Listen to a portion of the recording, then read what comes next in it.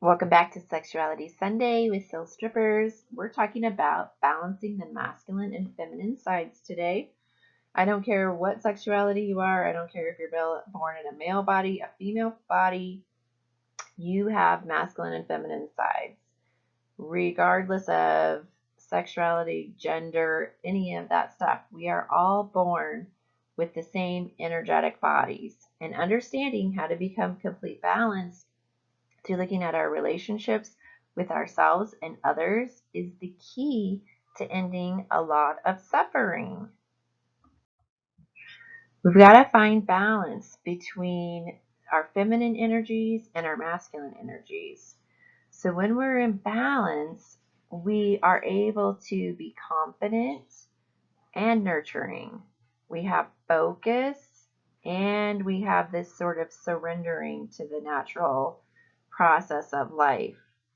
We're logical, yet we're creative. So there's this balance between these masculine and feminine energies that we need to understand and to use in our lives in order to be the highest version of ourselves. What happens when we're out of balance is not only do we have out of balance relationships with other people, but we have an out of balance relationship within ourselves. So the wounded feminine, for example, could be this needy, oversensitive, over emotional side of us that the counterbalancing wounded masculine would be this aggressive, controlling, critical, unsupportive, unstable side. So usually what will happen in relationships is one partner will be more dominant in feminine energy and one partner will be more dominant in masculine energy. So when you have children, you will find that one parent is probably more aggressive, more assertive, less able to be empathetic to the children, where the other partner is most likely a pushover and constantly giving in to the needs and demands of the kids.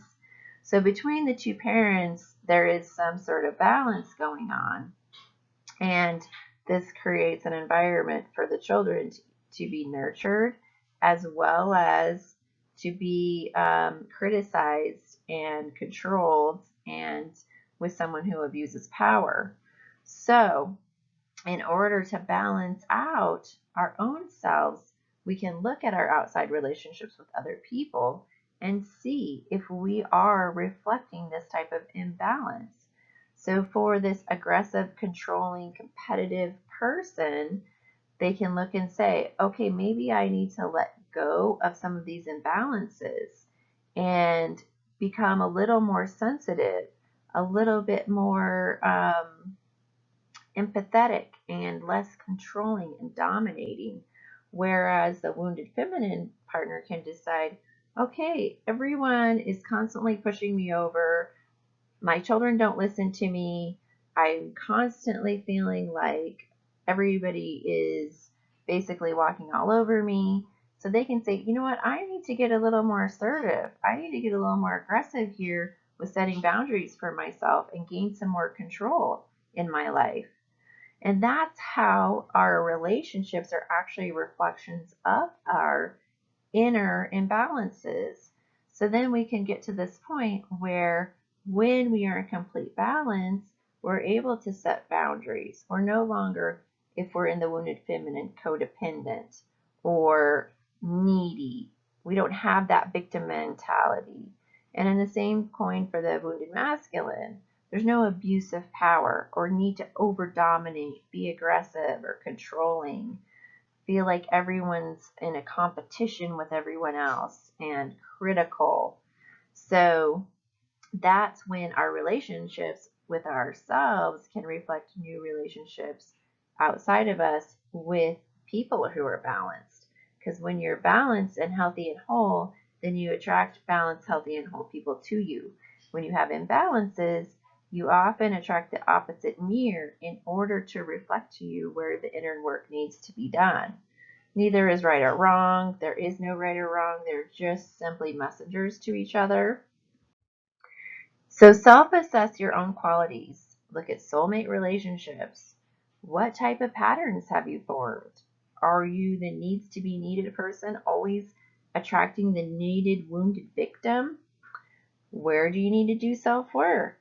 If you can't set boundaries for yourself and people are always running over you, then you need to learn how to be more assertive and take more control. Set guidelines. Don't weaken.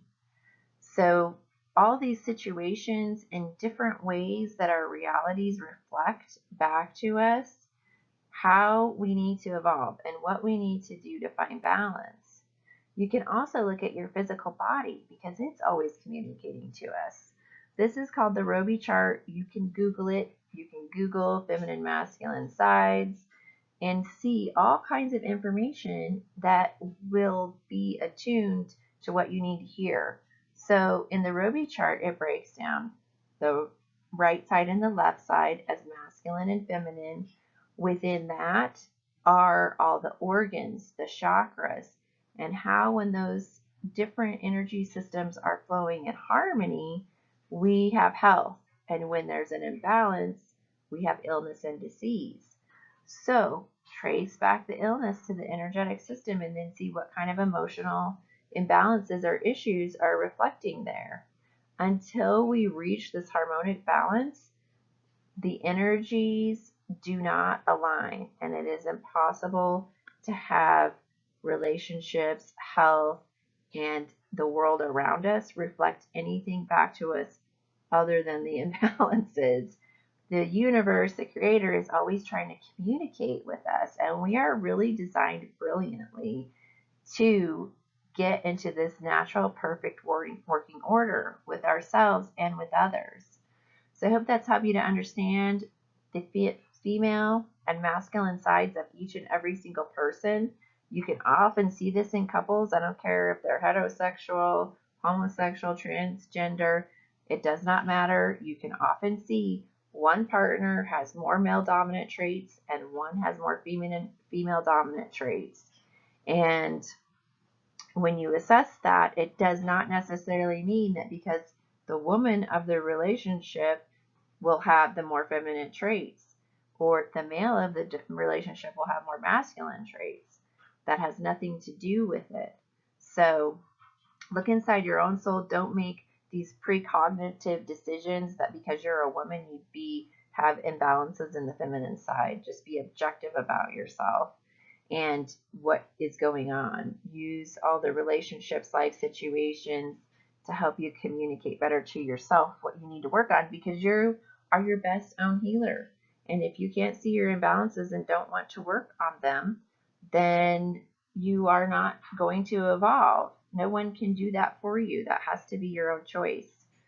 So if this has helped you, I hope you have a great Sunday. You can check me out at www.soulstrippers.com. I've got an online program.